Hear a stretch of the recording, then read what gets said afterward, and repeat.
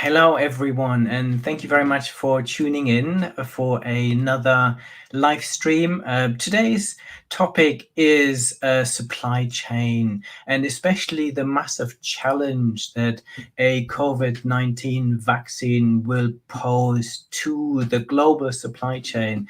Many people have said that this is the biggest supply chain challenge the world has ever faced. So in today's conversation, we want to talk about those challenges and also the evolution of supply chain technology, what is and digital transformation in the supply chain. And to do this, I am joined by two amazing veterans of supply chain, of the supply chain industry. I am joined today by Larry St. Onge from DHL and from Jon Chorley, and by Jon Chorley from Oracle. So thank you so much for joining me today. Larry, you are Thank you, Bernard. yeah, you're so welcome. Larry, you're the president of Life Sciences and Healthcare and the healthcare sector at DHL. Maybe you can give us a little bit more of a background of what you do for DHL and a little bit of your background. Sure.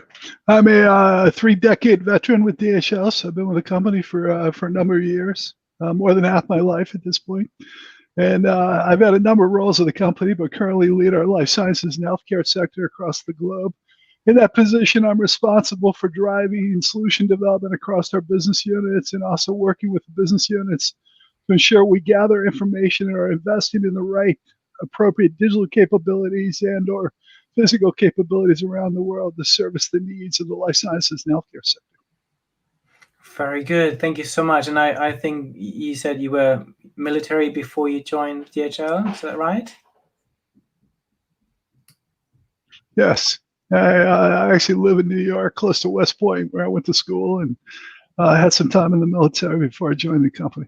Very good. And I am joined by Jon. You are the Chief Sustainability Officer and Group Vice President of Supply Chain Management Product Strategy at Oracle. So nice to have you on the live stream as well. Can you do the same? Can you give us a little background of what you do and what you do for Oracle? Sure thing. Thank you, Bernard. Great to be with you here today.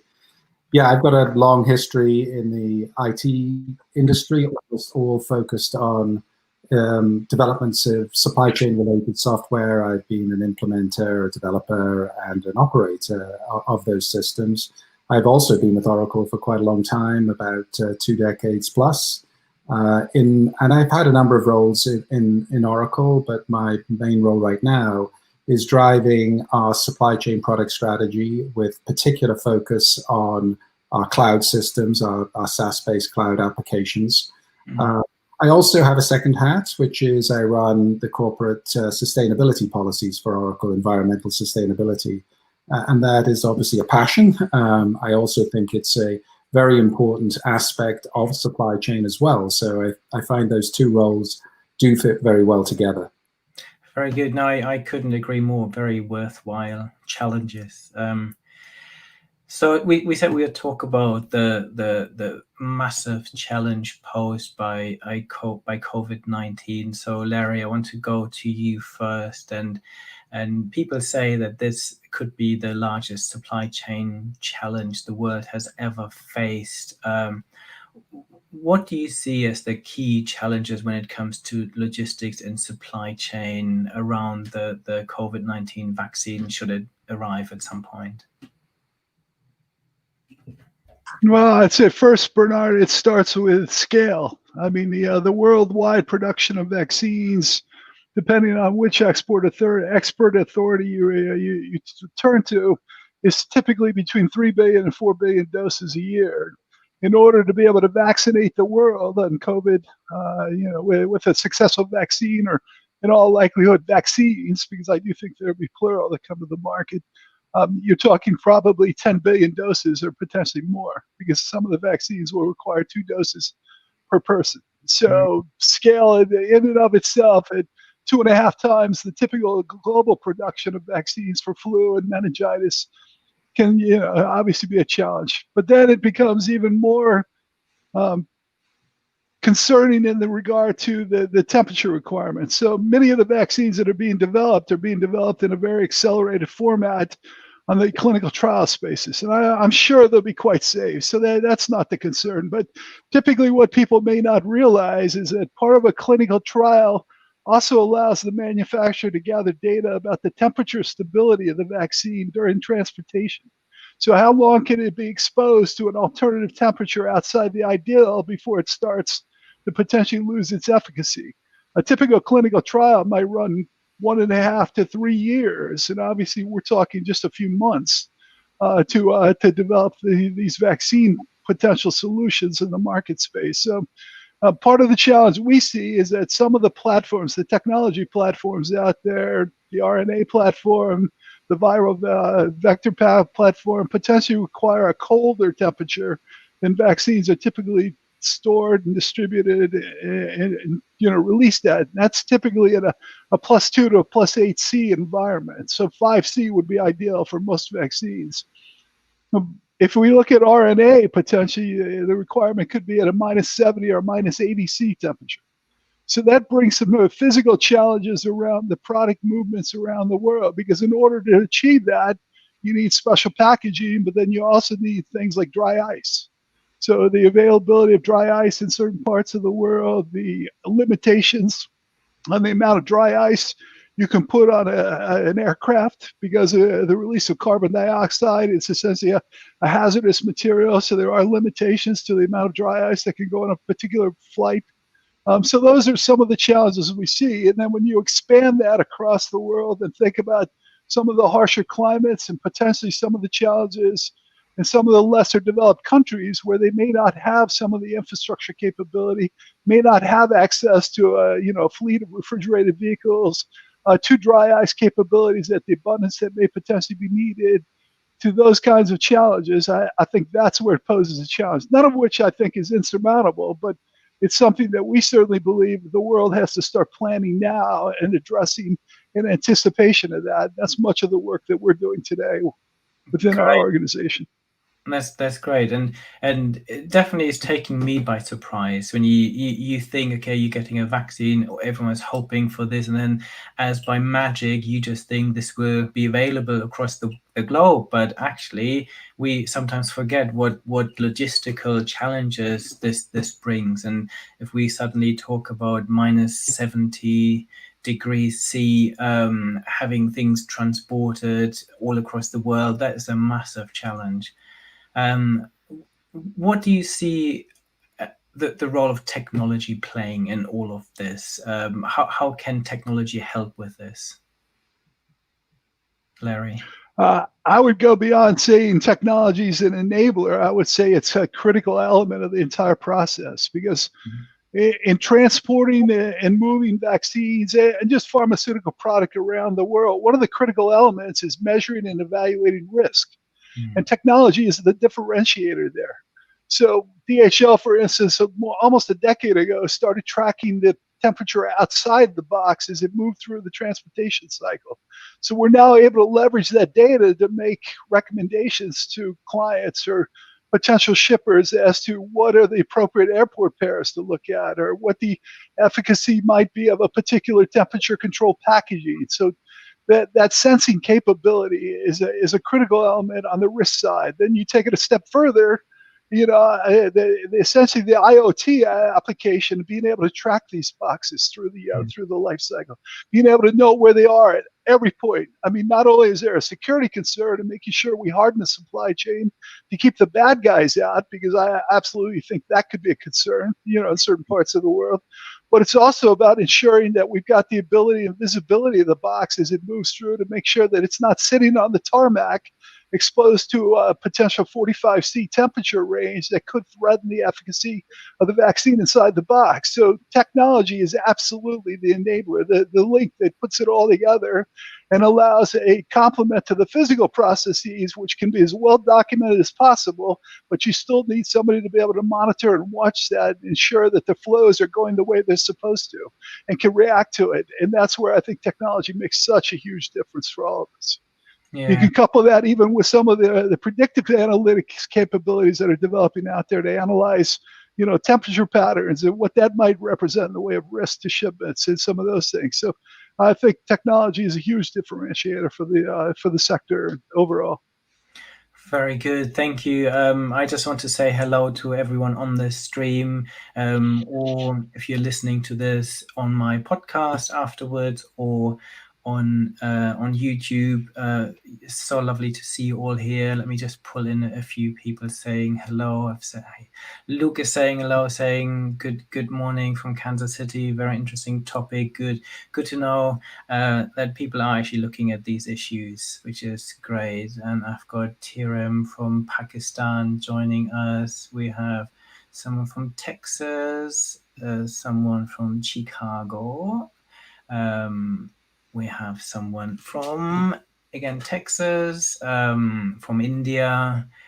Is so nice. We've literally had people from all across the world joining, from Turkey, from the US, from Houston, from the Netherlands, from South Africa and Johannesburg, South Africa, even from Nepal. So it's lovely to see.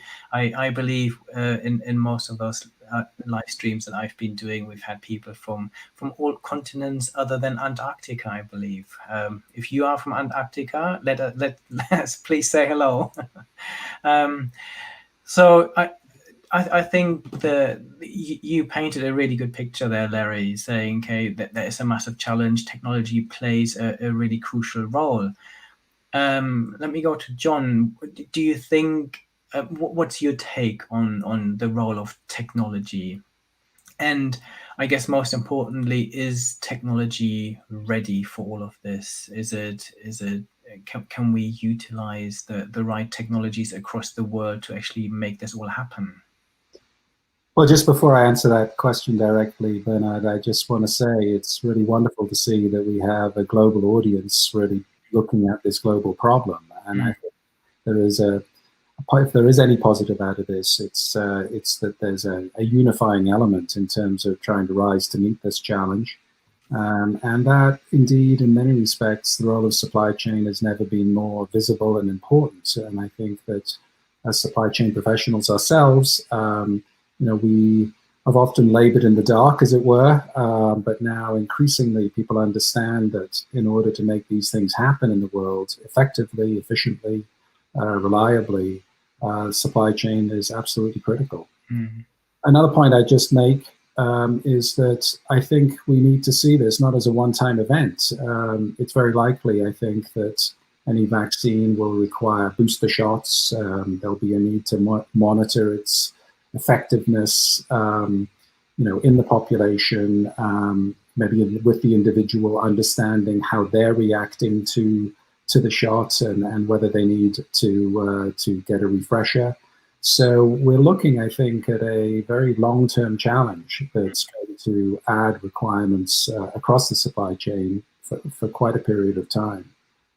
As far as technology is concerned, I think there's always kind of two ways to answer the question. Is the technology available? The first, does the technology exist? And that certainly does. We have great IoT capabilities. Oracle developed solutions in that space. Machine learning, AI, has become more and more realizable in a commercial sense. Better REST services to enable improved interaction between business systems and different companies. I can go on and on. Those technology solutions are commercially available, and they can play a huge role in meeting those challenges. Mm. The second is really whether they're widely deployed, and the answer to that is a little more mixed. I think what we see really is very often islands of automation, often based on older technology systems that have developed over time. Fragmented master data, for example, each company having its own representation of its customers and so on.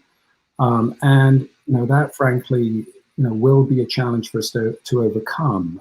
It's not probably realistic to expect some of those backbone systems to be replaced in time for responding to the COVID crisis. We may be able to overlay some capabilities on top of those systems, as indeed Oracle has done with It's therapeutic learning system that we developed and deployed to help folks track the effectiveness of some of these newer therapeutics.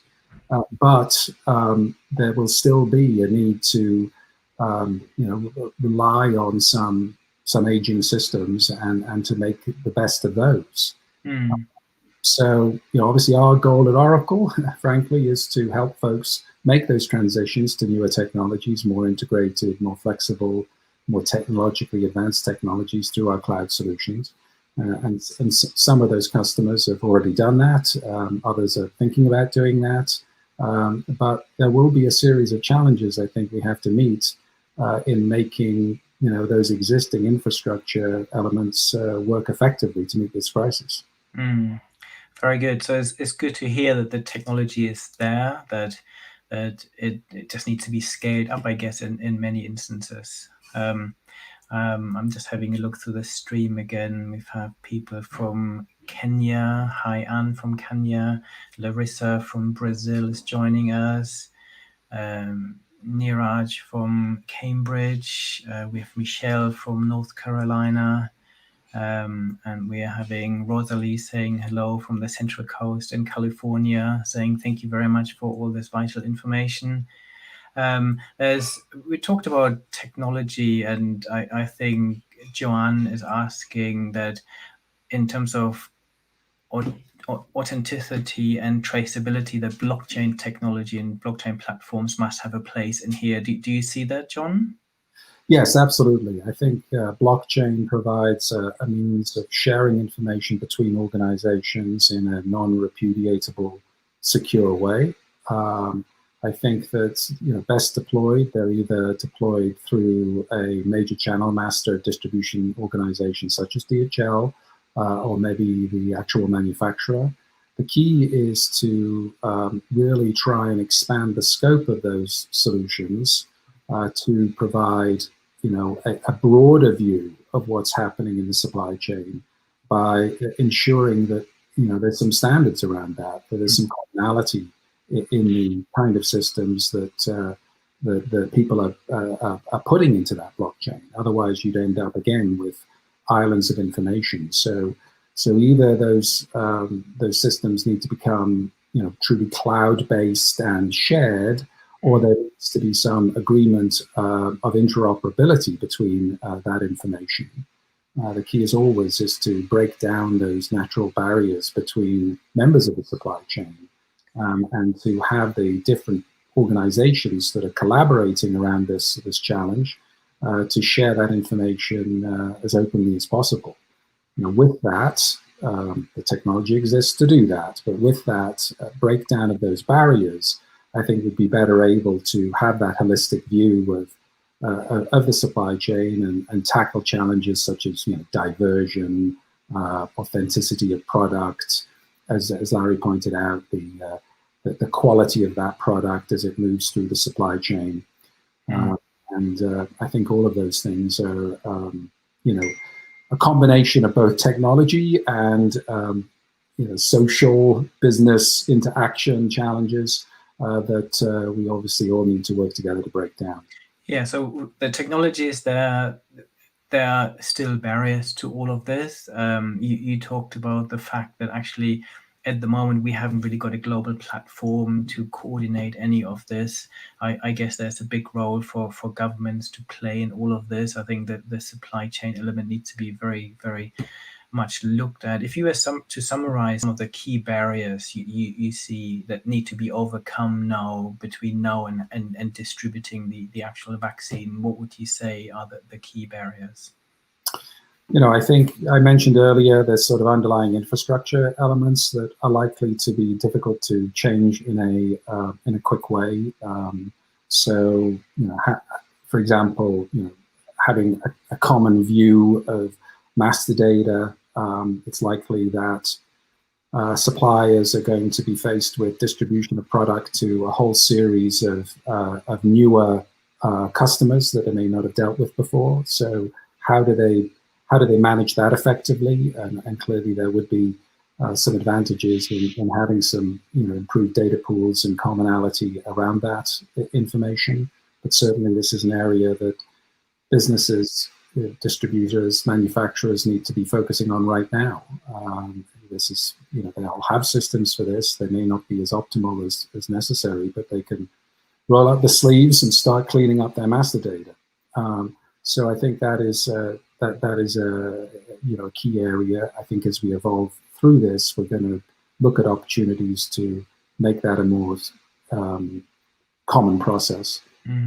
Thinking about ways in which information can be shared, standard programming, REST interfaces, web services, and so on, so that we can share that information in an easier, more common way. I think all of those are key aspects. As Larry mentioned, there are infrastructure elements as well. The availability of a suitable cold chain throughout the system. So again, working with companies like DHL to understand that and to augment that if need be. I see hospitals potentially needing some additional cold storage, in their facilities. How they manage that is going to be very important. So there's a whole mix of technology aspects and infrastructure aspects, all of which have to be coordinated together. Very good. So Robbie is asking a question: Is there actually enough cold chain capacity in the global supply chain to make this work? Any views on that? Probably let Larry take that one on. Sure. So my perspective, you have to take into context what the mix of the platforms will be for the successful vaccine or vaccines. If it's all mRNA, the world's going to have to do some work to close the gaps, and we're already looking at that within our organization, and with partners, and talking to the World Economic Forum and others about where we can collaborate and potentially close those gaps in that regard. However, if you look at the spread of the vaccine manufacturers, there's roughly 9.5 to 9.8 billion doses that are planned to be manufactured next year in 2021. Only about a third of those are from the mRNA platforms. So the other platforms are typically a 2 to 8C platform. There may be some need around the viral vector platform for perhaps a bit colder, -20, perhaps in some instances. But again, the challenges are there. I would say that today we see 3 to 4 billion doses get delivered around the world at a 2 to 8C temperature range quite successfully, I think, so the world doesn't have to be that concerned about it, because I do think it'll be a mix. But again, the planning is important. And I think there are some common sense steps that can be taken to help the world prepare for this. There are plenty of alternative packaging options out there to be able to sustain a -80C temperature range. The challenge, though, is making sure those packages or those boxes, pallet shippers, don't sit, for a period of time waiting to clear customs, for instance, at a destination country. So how do we create a process to be able to fast pass clear those shipments as they come into a country, and be able to ensure that they're moved into an environment where they can be successfully broken down and distributed to the final mile? So it's some of those kinds of solutions and discussions that we have going on in many different regions and countries around the world at the moment, as I'm sure through others in the sector overall. So I do think we'll be successful as a collective industry in meeting the challenge, but it's going to take collaboration, and that's why we started now preparing for this and really starting to strategize and figure out how we have to close the gaps, and where we can't close the gaps, where we might potentially need to partner with somebody else to be able to do so. Very good. So I guess as a leading global logistics and supply chain provider, DHL has been on a digital transformation journey. Maybe you can give us an overview of the kind of technologies that you have implemented and that you find transformative in your own operations. You talked about a few things already, like IoT, so the internet connected devices that can track parcels. But I hand this over to you, Larry. What technology have you implemented, and what has the digital transformation journey been focused on so far?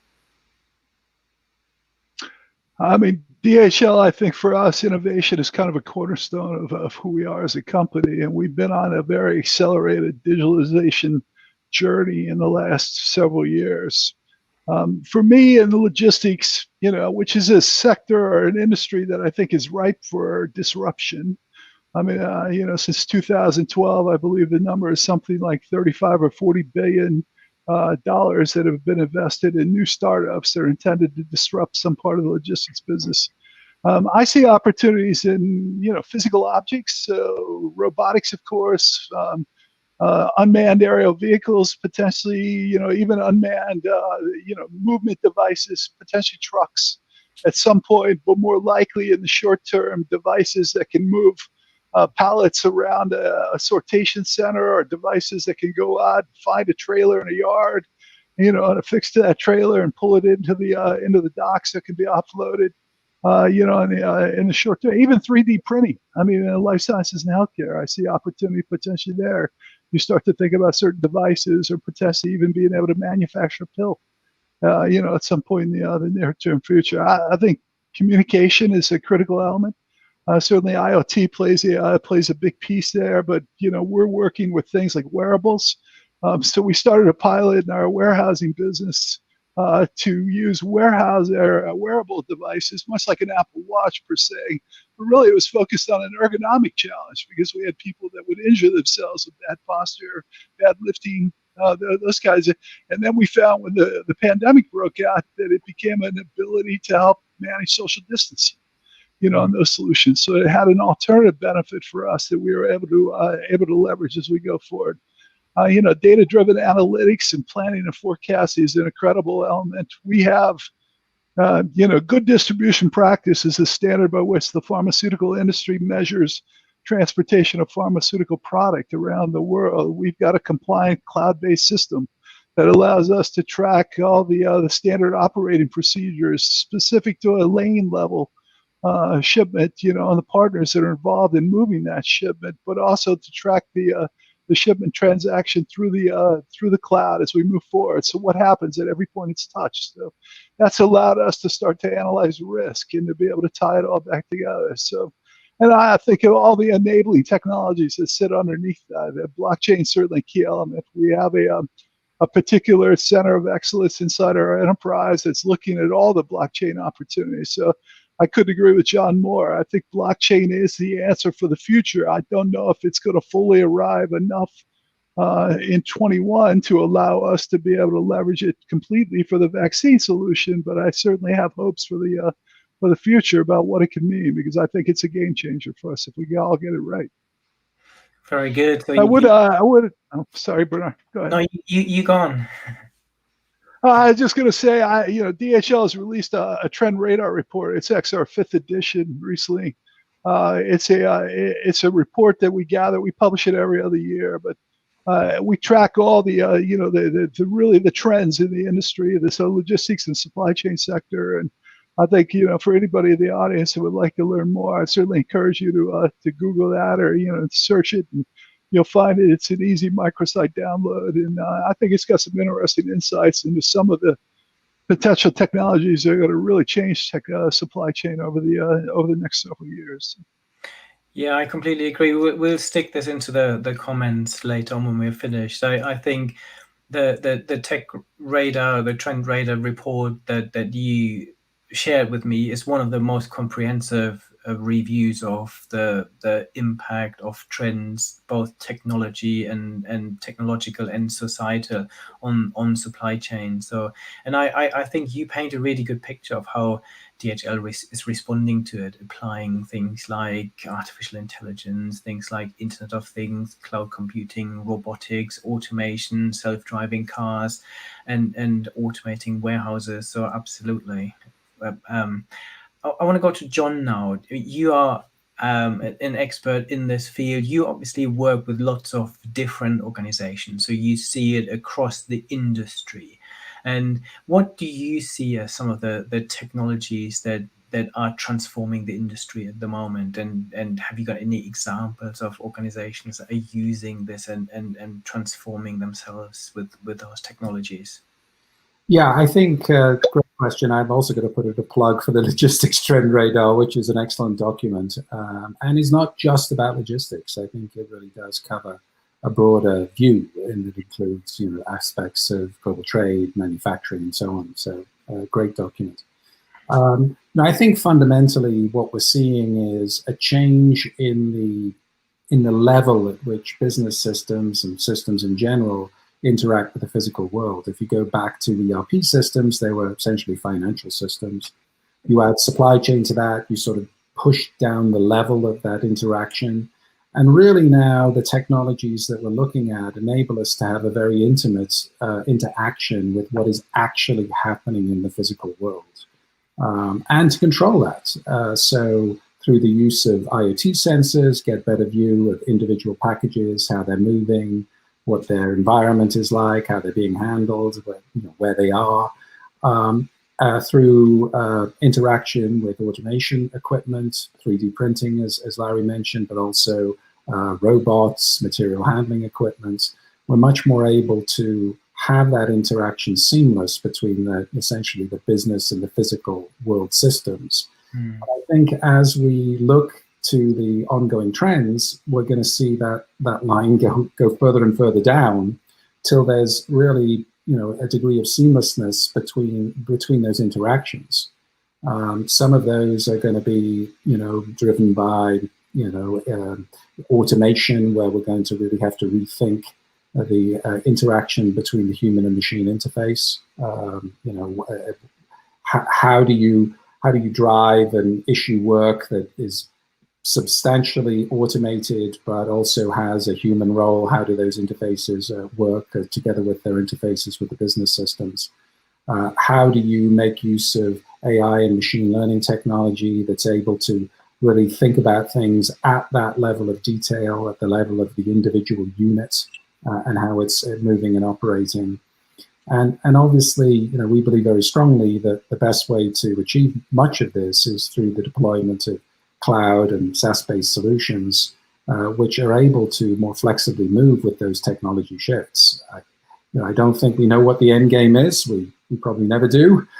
So you need to be on a system that can constantly evolve. So that combination of, you know, cloud, AI, machine learning, shared platforms and interoperability that we discussed, of which blockchain certainly will have a role, improved, you know, collaboration between systems.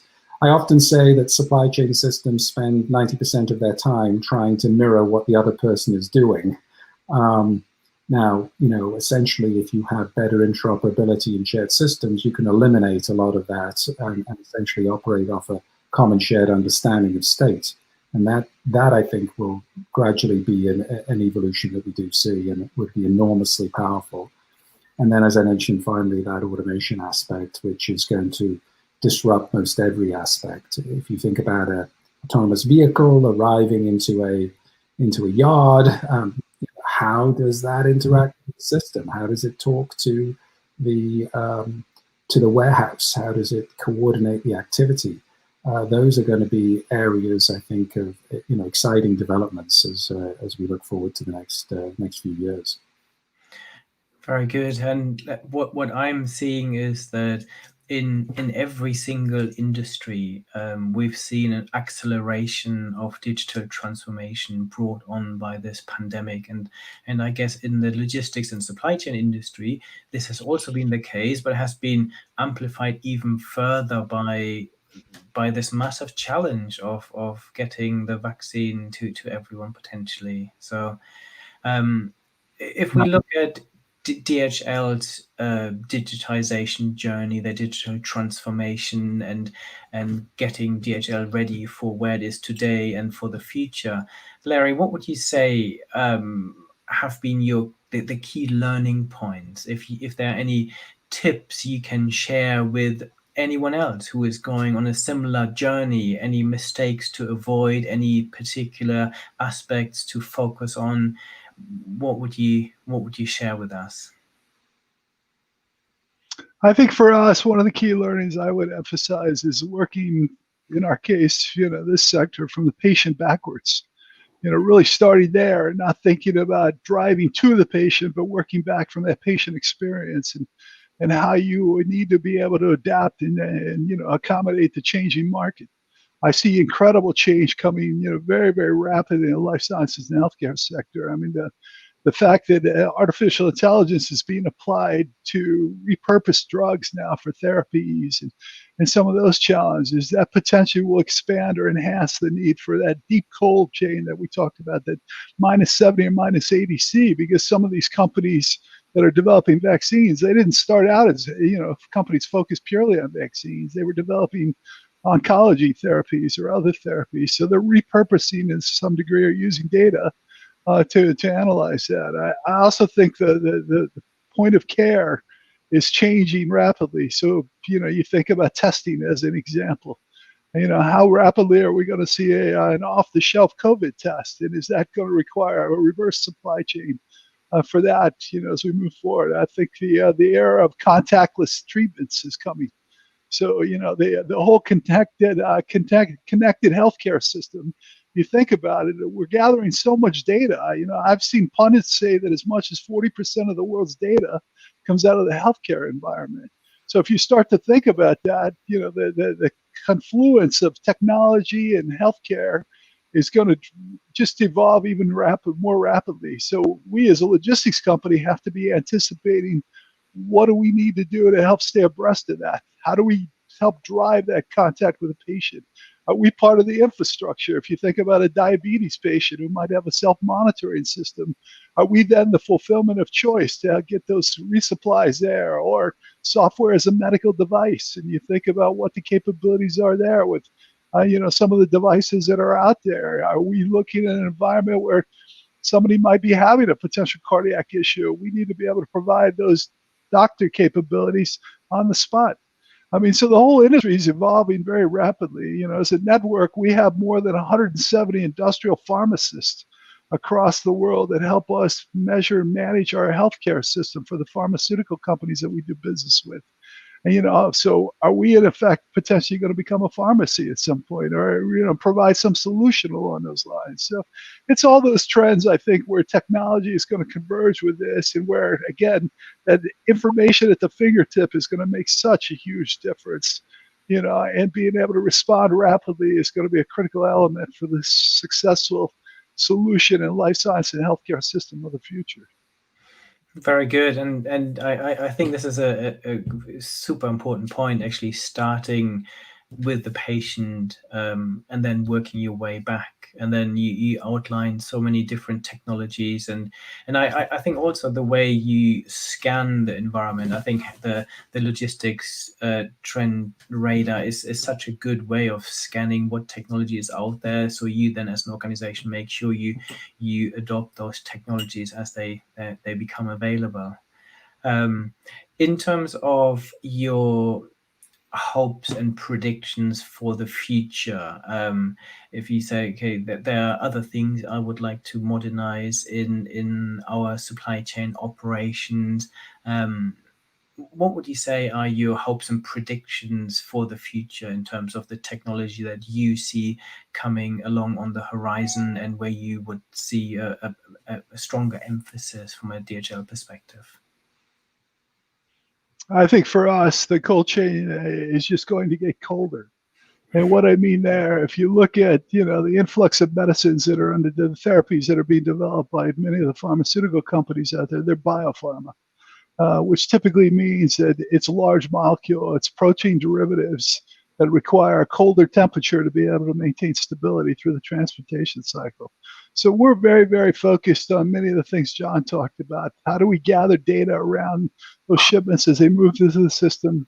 How do we ensure that we can track from end to end, at the point that it's within our warehouse all the way to the recipient?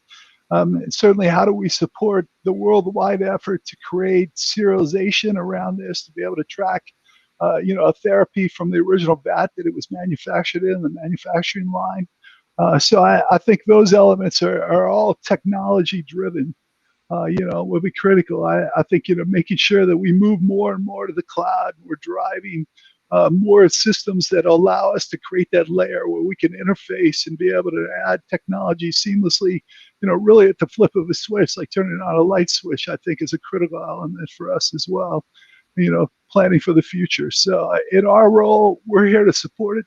I think we certainly have a strong part in making health happen, because the truth is, if you can't get the therapy, you can't get the right device, if you can't get those things at your fingertips for the doctors and the nurses to be able to use on the patient, then the system's failed. And that's a critical role for us as DHL and how we look at this. Our focus has always got to be patient-centric and then working backward. And that's at the center of everything I emphasize to the team. And we have more than 10,000 associates worldwide that work in our healthcare system, that are dedicated to our healthcare clients and ultimately, more importantly, the patients. So I think that's a critical path for us. Very good. And Jon, how do you see the industry developing? What technologies do you see will shape future competitive advantages of supply chain operators? I think if we look at the healthcare sector, we're going to see a lot of trends that have been happening in other segments. People are going to want to interact with their healthcare providers in ways that they interact with other aspects of their lives. We've seen COVID really expand the use of telemedicine, for example. We're seeing consumer-based devices that are bridging the gap between, a traditional watch and a medical monitoring system. So those things are going to become more and more the case. So I would say maybe four things. One is, improved transparency. People want to be able to see all the information that's impacting them when they want to see it. They want to know the provenance of the drug or the food. So that transparency through the supply chain to give them the information they're looking for. I think improved individualized medicine and other aspects. People want their products, want their services in the way they want them. So those things are going to become increasingly individualized. I think improved collaboration between players in the supply chain is also, absolutely critical. And I think all of those things can be supported by technologies that, are not fanciful. They're available at some level now. The question is, how quickly can we drive towards them? And in this regard, I think, COVID has been an accelerator. It really has emphasized the importance of addressing some of these challenges, and really. If there's any silver lining, it will be that it will push us forward in delivering against these transformations that, to some degree, were already underway. Very good. I was just looking through the questions, and Laura put in a comment saying that President Trump alluded to the fact that they might use the US military to distribute vaccines. Do you see this happening, and what will be your role in all of this, and how is this going to help, I guess, with a worldwide model of distribution? Any comments there? Well, I'd say that You want me to take that one, Jon? Or are you going to go ahead? Well, I'm going to absolutely let you speak to that, being ex-military. But I would say that in general, the military has had a leadership role in many aspects of transportation. They were a driving force behind the biggest single change in logistics, which was the introduction of the standardized shipping container. So, clearly there is a role for them to play. I'm not sure exactly how that will intersect with the particular challenges of COVID. There may be issues with that. I don't know. But clearly, historically, they've been an important aspect of moving logistics thought processes forward. So over to you, Larry. No, I couldn't agree more, Jon. I mean, if you look at logistics institutions, or institutions that are good at logistics, I should say, I certainly think the U.S. military is top notch. So I couldn't be more respectful and more highly regarding their capabilities. What the specific role is that they would play is yet to be determined. Whether it's necessary, I think, is also potentially yet to be determined. But I think the infrastructure to be able to distribute a vaccine in the U.S. is fairly strong, to be honest, in my perspective and based on my experience. I think the challenges will be more in other parts of the world, to be honest. And I'm sure the government, if they choose to control that distribution, will do a very fine job with it. Very good. Lots of really good comments here. Joanne saying excellent session, and there's so much to unite us in our desire to get this vaccine into fruition and distribute it. So thank you, Joanne. As always, everyone, please let us know what you think of this session. If you have any other burning questions, let us know. Thank you so much for all the nice comments. I'm just reading through them. So someone saying thank you very much, remarkable guest. So thank you, Larry and John.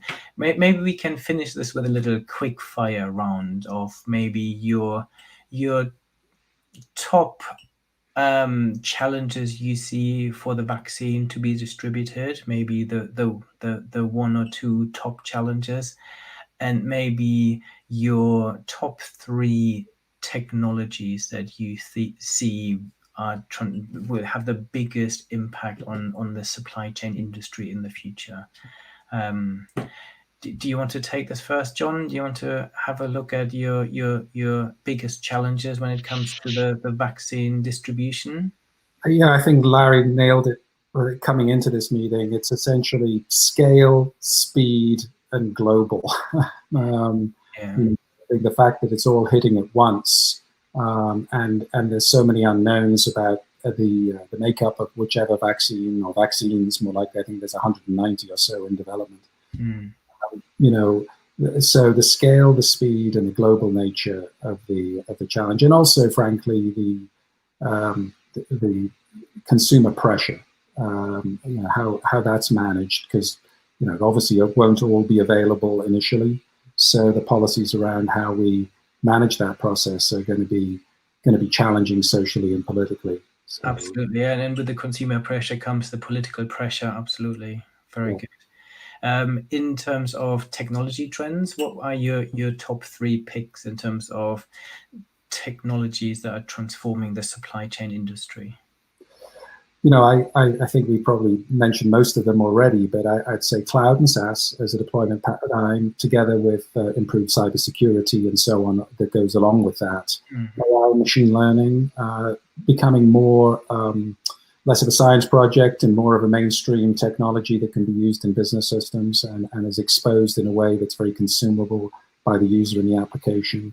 Automation, and how systems need to adapt to all of that automation changes, as I mentioned, the sort of blurring of the line between the physical and the systems worlds. And then, sharing. How do we improve the sharing of information, commonality of information, interoperability? And in that, I think, blockchain is a long-term technology, medium to long-term technology that offers a tremendous amount of promise. Very good. Thank you very much. Larry, what are your top challenges when it comes to the vaccine distribution? No, I think John summarized them perfectly, to be honest. I could do a better job. I think the scale is a concern, but certainly I think the capacity is there.